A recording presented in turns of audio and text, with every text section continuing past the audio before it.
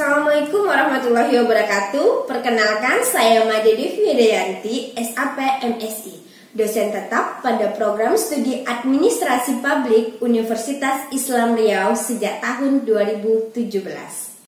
Konsentrasi keilmuan saya adalah Manajemen Corporate Social Responsibility. Saya memilih konsentrasi manajemen corporate social responsibility karena saya telah melakukan banyak penelitian dan pengabdian dengan tema corporate social responsibility. Pada kesempatan kali ini, saya akan menjelaskan teknik pengajaran saya dengan metode DAA, Delivery, Interaction, and Assessment. Dengan mata kuliah Manajemen Corporate Social Responsibility dengan bobot 2 SKS. Sebelum menjelaskan lebih lanjut mengenai metode DAA, saya akan menjelaskan terlebih dahulu apa itu Corporate Social Responsibility.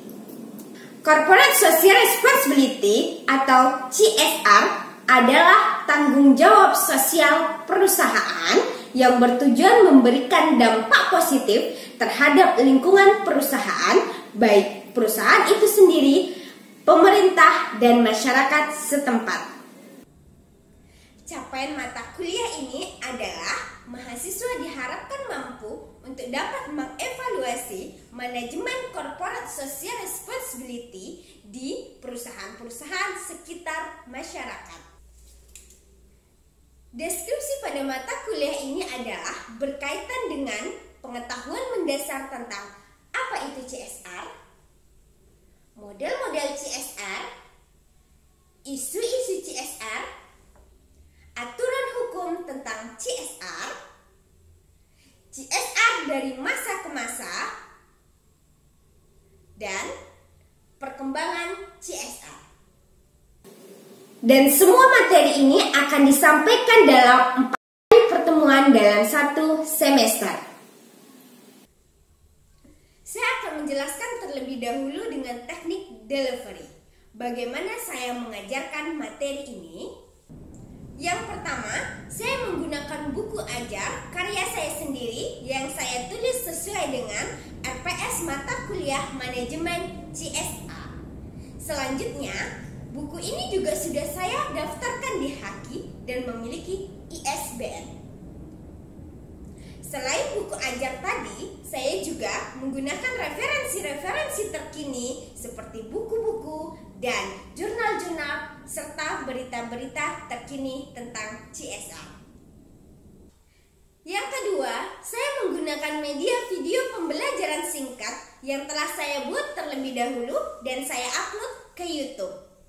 Jadi, mahasiswa bisa mengulang kembali materi-materi sesuai RPKPS dengan video yang telah saya buat di channel YouTube saya, Made Devi Widayanti. Lalu ini adalah channel YouTube-nya. Nah, kita bisa melihat bersama-sama di sini banyak materi pembelajaran tentang CSR. Ini saya buat sesuai dengan RPS yang saya gunakan dalam mengajar manajemen corporate social responsibility. Di sini ada manfaat CSR, ada dimensi CSR, dan yang lain-lain. Selanjutnya, yang ketiga, saya juga menggunakan PowerPoint untuk memberikan materi pembelajaran dengan membuat PowerPoint semenarik mungkin. Baik, ini adalah tampilan PowerPoint yang saya gunakan dalam pembelajaran saya. Saya buat semenarik mungkin dan warnanya juga saya sesuaikan sehingga mahasiswa bisa lebih fokus dalam melihat bahan ajar PowerPoint yang saya gunakan. Yang kedua, interaction. Bagaimana saya membuat forum diskusi saya menjadi aktif? Saya menggunakan 2 strategi pada teknik ini. Yang pertama adalah saya memiliki strategi memberikan nilai keaktifan adalah nilai yang tertinggi kepada mahasiswa sehingga mahasiswa berlomba-lomba untuk memberikan pertanyaan dan menjawab pertanyaan yang akan kita diskusikan. Yang kedua, strategi saya yaitu saya membuat classroom sebagai media diskusi kepada mahasiswa sehingga mahasiswa bisa menyampaikan materi di classroom dan membuat forum diskusi di komen classroom. Yang ketiga adalah asesmen. Bagaimana saya menilai mahasiswa? Yang pertama, sebelum perkuliahan berlangsung, saya sudah memberitahu mengenai kontrak perkuliahan yang telah ditetapkan bersama dengan mahasiswa. Di dalam kontrak perkuliahan terdapat juga persentase-persentase penilaian saya selama semester berlangsung. Sehingga mahasiswa diharapkan bisa memiliki strategi untuk mendapatkan nilai tinggi dengan memperhatikan persentase yang saya berikan dalam penilaian. Yang kedua, penilaian hasil belajar mahasiswa didasarkan oleh 10% absensi, 30% keaktifan atau kuis, 10% itu tugas, 25% UTS, dan 25% UAS. Selanjutnya, saya akan menyampaikan video pembelajaran saya dengan mata kuliah Manajemen CSR. Selanjutnya, saya akan menampilkan video pembelajaran saya dengan submateri yaitu isi-isi CSR dan model-model CSR. Dengan sub capaian materi yaitu diharapkan mahasiswa mampu memahami tentang isu-isu CSR dan model-model CSR. Mata kuliah ini berbobot 2 SKS dengan tatap muka 1 kali seminggu. Sistem pembelajaran kali ini menggunakan video e-learning yang telah saya siapkan terlebih dahulu. Baik, kita bisa tonton bersama-sama.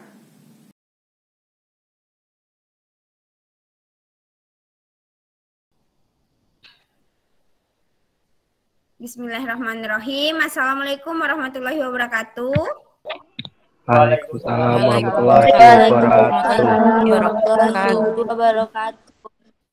Baik, bertemu lagi dengan Ibu ya kan dengan mata kuliah Manajemen Corporate Social Responsibility yang minggu lalu telah kita bahas juga ya. Ibu sudah memberikan RPS kepada adik-adik apa saja yang harus kita pelajari nantinya ya kan selama 6 bulan ke depan atau 1 semester sama Ibu ya kan. Nah, pada pertemuan kali ini Ibu akan menjelaskan submateri kita yaitu tentang model-model CSR dan isu-isu CSR, ya kan? Sebelumnya adik-adik sudah bisa melihat video e-learningnya yang sudah Ibu buat juga di channel YouTube Ibu, yaitu Made Devi Dayanti, ya kan? Yang Ibu suruh adik-adik mempelajarinya 1 hari sebelum kita masuk, ya kan?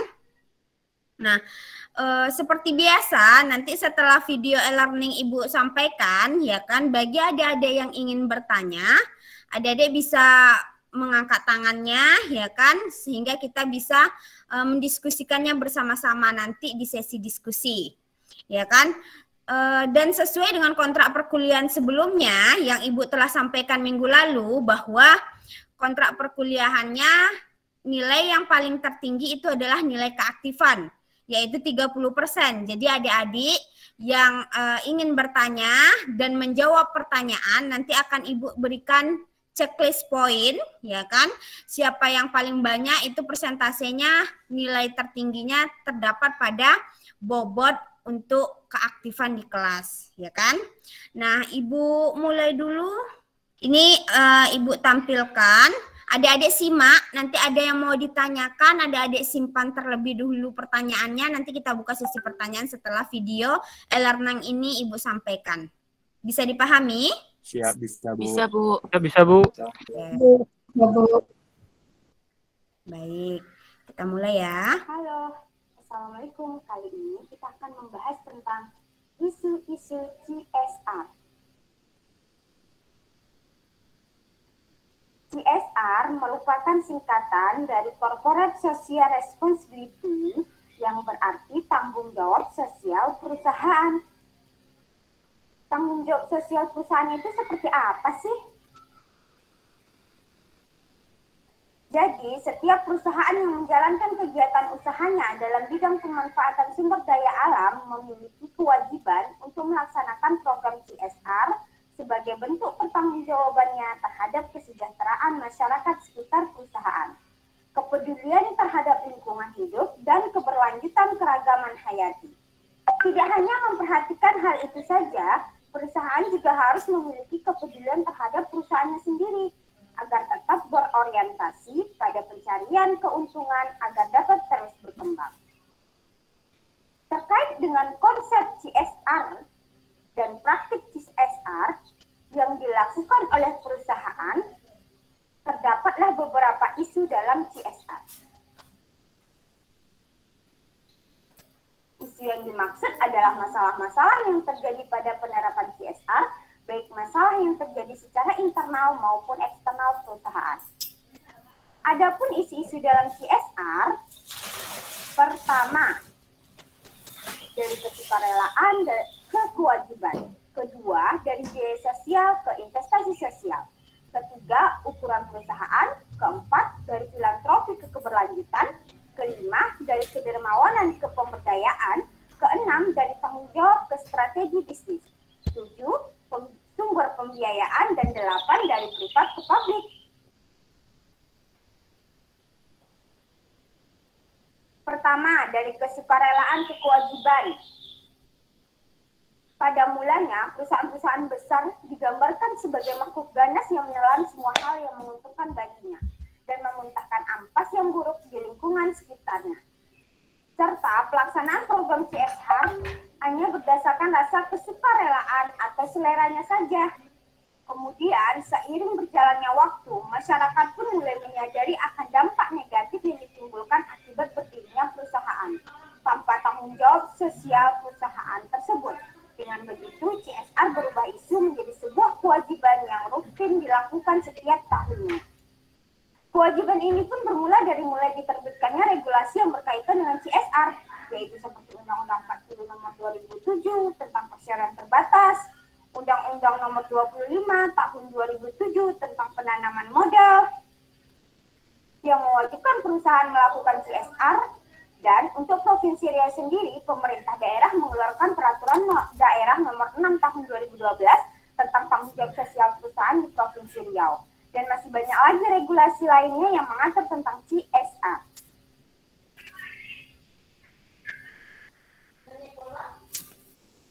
Kedua, dari biaya sosial ke investasi sosial. Dahulu, perusahaan hanya memberikan uang sebagai bentuk program CSR-nya. Namun sekarang, perusahaan memberikan benda yang bisa dimanfaatkan yang dapat dikelola dalam waktu jangka panjang. Seperti misalnya, perusahaan yang memberikan ternak sapi kepada masyarakat sekitar perusahaan sebagai investasi sosialnya.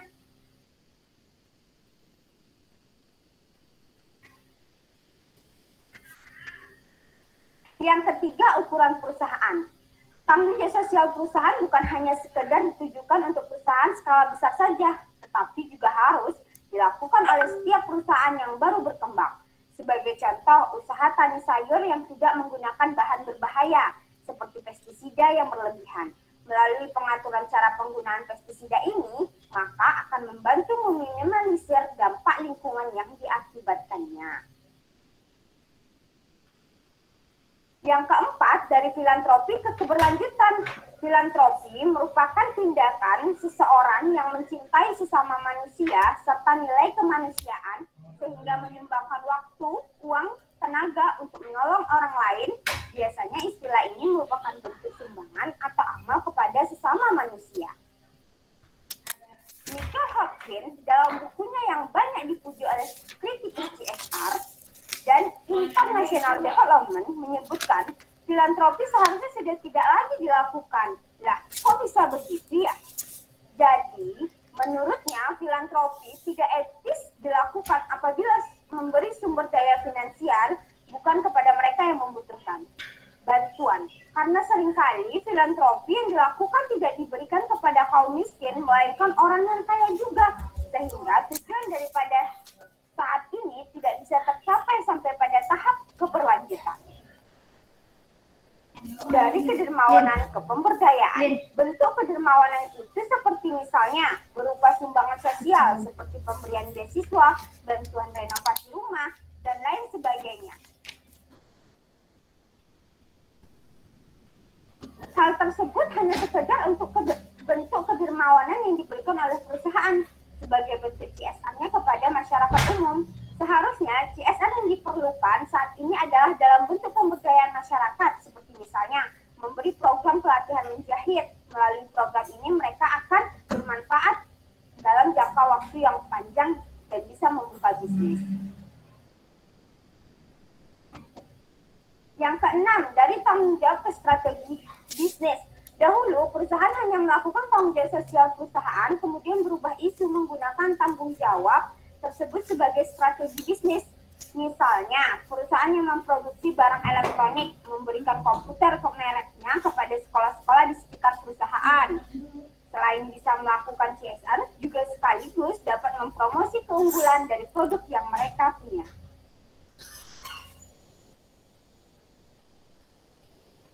Yang ketujuh, sumber pembiayaan. Perusahaan disebut sebagai sumber pembiayaan bisnis, artinya setiap masyarakat yang ingin membuka usahanya dapat mengajukan proposal bisnis kepada perusahaan tersebut karena sudah menjadi tanggung jawab dari perusahaan untuk memberikan dana bantuan kepada masyarakat di sekitar. Dan yang terakhir, dari privat ke publik. Dahulu, perusahaan hanya memberi program CSR untuk masyarakat di sekitar perusahaannya. Namun, pada saat berkembang, sekarang perusahaan-perusahaan telah mulai memberi bantuan kepada masyarakat luas. Seperti misalnya, perusahaan yang memberikan beasiswa kepada masyarakat luas di seluruh daerah Indonesia. Ya kan? Itulah beberapa poin penting yang ada di dalam isu CSR. Cukup sekian dan terima kasih. Model-model CSR. Udah pada tahu belum nih tentang model-model CSR? Nah, kali ini kita akan bahas tentang model-model CSR. Tapi sebelumnya, teman-teman udah tahu kan apa itu CSR? Kita review sekilas ya tentang apa itu CSR. CSR adalah tanggung jawab sosial perusahaan dalam mendukung atau membantu pembangunan berkelanjutan kepada masyarakat secara umum. Model-model CSR yang diterapkan di Indonesia terbagi menjadi 4. Yang pertama, keterlibatan langsung. Yang kedua, melalui yayasan atau organisasi kerja perusahaan. Yang ketiga, bermitra dengan pihak yang lain. Dan yang keempat, mendukung atau bergabung ke dalam suatu konsorsium. Itu Ibu tuh presentasi apa loh? Presentasi. CSR adalah keterlibatan langsung. Suaranya tolong di-silentkan. Untuk kegiatan sosial dalam menyerahkan sumbangan masyarakat tanpa adanya perantara. Contohnya, perusahaan memberikan bantuan kepada masyarakat yang terkena bencana secara langsung. Model yang kedua, yaitu melalui yayasan atau organisasi sosial. Perusahaan merupakan mendirikan yayasan sendiri di bawah perusahaan atau grupnya. Model jenis ini biasanya perusahaan menyediakan dana awal, dana rutin, dan dana abadi yang dapat digunakan secara teratur bagi kegiatan yayasan. Contohnya adalah Yayasan Sahabat Aqua. Nah, lanjut ke model CSR yang ketiga adalah bermitra dengan pihak lain. Bermitra dengan pihak lain merupakan penyelenggaraan CSR melalui kerjasama dengan lembaga sosial atau non-sosial organisasi pemerintahan atau non-pemerintahan. Contohnya seperti Dompet Duafa, Lembaga Ilmu Pengetahuan, dan TNI. Nah, dan yang terakhir adalah model CSR mendukung atau bergabung ke dalam suatu konsorsium. Model CSR jenis ini, perusahaan turut mendirikan menjadi anggota atau mendukung suatu lembaga sosial yang didirikan untuk tujuan sosial tertentu. Contohnya, perusahaan memberi lahan tanah kosong yang kemudian dibawa maju yang dapat digunakan oleh umum. Jadi, keempat model ini adalah model CSR yang sering diterapkan di negara kita, Indonesia. Oke, baik. Itu tadilah adalah video e-learning yang kedua tentang model-model CSR. Kali ini Ibu akan buka sesi pertanyaan, ya kan? Kepada adik-adik yang ingin bertanya, Ibu persilahkan. Maya, Bu. Siapa tuh? Maya. Oke, Maya. Apa, Dek? Perkenalkan, nama saya Maya Sutri. Saya ingin bertanya. Pertanyaannya yaitu, jelaskan bagaimana strategi terbaik dalam pelaksanaan program CSR perusahaan. Apakah harus dilakukan langsung oleh perusahaan tersebut? Sekian, terima kasih.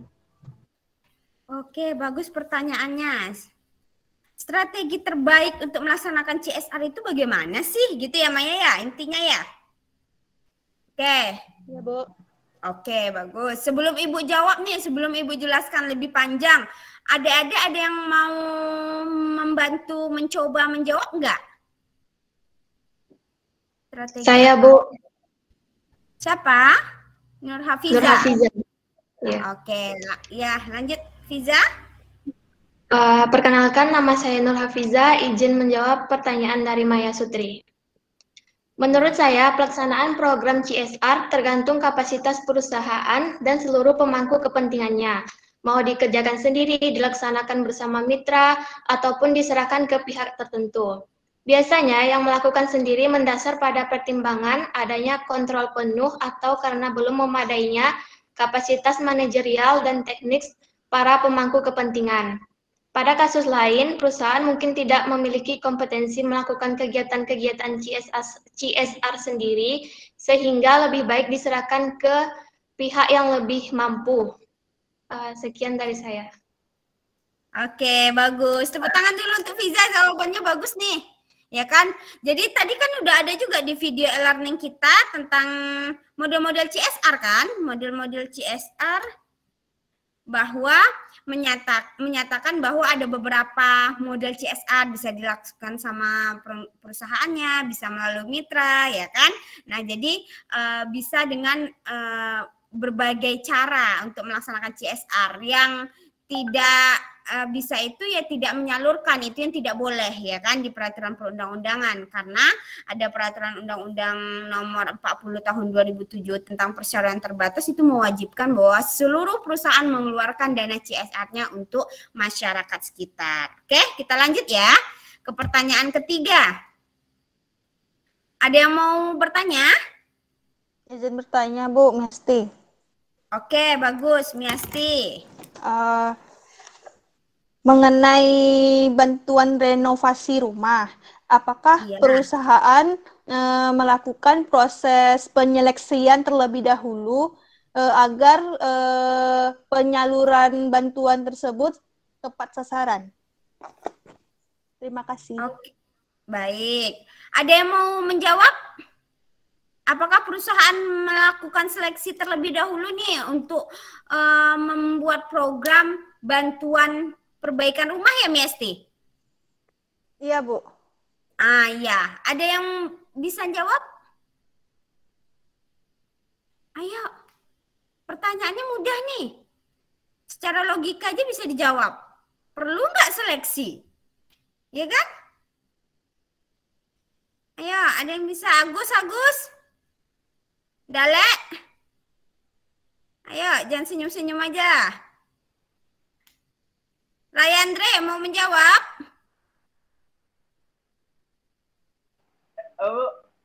Mau menjawab? Belum bisa, Bu. Belum, oke. Yang lainnya, yuk perhatiin ya temannya diskusi ya. Ayo, yang lainnya. Putri? Halimatus nih biasanya. Perlu, Bu. Perlu. Iya, perlulah diseleksi ya kan? Ya kan Halimah? Iya, Bu. Gak Sekarang mungkin aja nanti yang rumahnya udah bagus direnovasi lagi. Iya, betul. Jadi gitu ya Miasti, ada aturan-aturan ya kan yang harus kita ikuti agar mendapatkan dana CSR itu. Kan ada dana CSR salah satunya juga di bidang pendidikan, beasiswa ya kan. Ada yang pernah dengar nggak beasiswa di Jarum? Pernah, Bu. Nah, Pernah, Bu. itu dari perusahaan apa yang memberikan? PT Jarum. Bergerak di bidang? PT Jarum, Bu. Rokok. Rokok. Perusahaan udah besar kan? Besar, Nah, Bu. itu salah satu Itu salah satu bentuk CSR di bidang pendidikan. Ada seleksi nggak mendapatkan beasiswa itu? Ada, Bu. Ada persyaratannya, Bu. Iya, banyak persyaratannya sesuai dengan perusahaan tadi. Yang ikut seleksi, yang lolos itu yang memenuhi semua administrasi, persyaratan-persyaratan baru dapat, ya kan? Oke, ada lagi nggak yang mau ditanyakan nih? Rumah tangga. Ayo, Rayandre dimatikan dulu deh suaranya. Silent deh.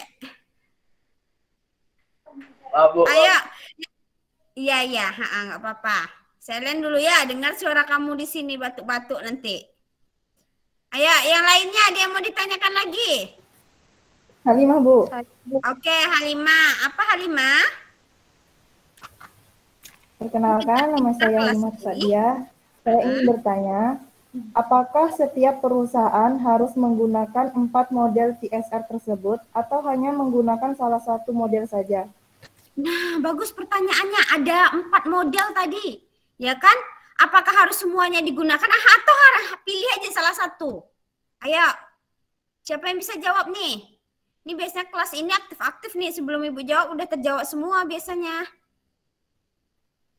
Ya kan? Ayo.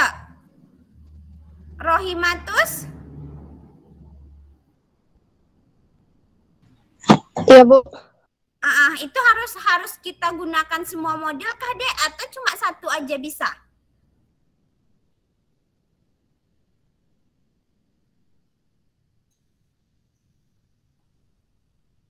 Ayo. Nadia, bisa Nadia?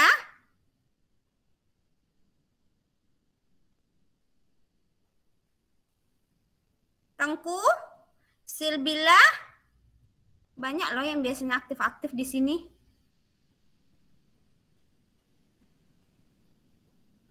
Ayo, jadi ada 4 model tadi kata Halimatus. Nah, pada dasarnya semua model itu bisa digunakan, ya kan?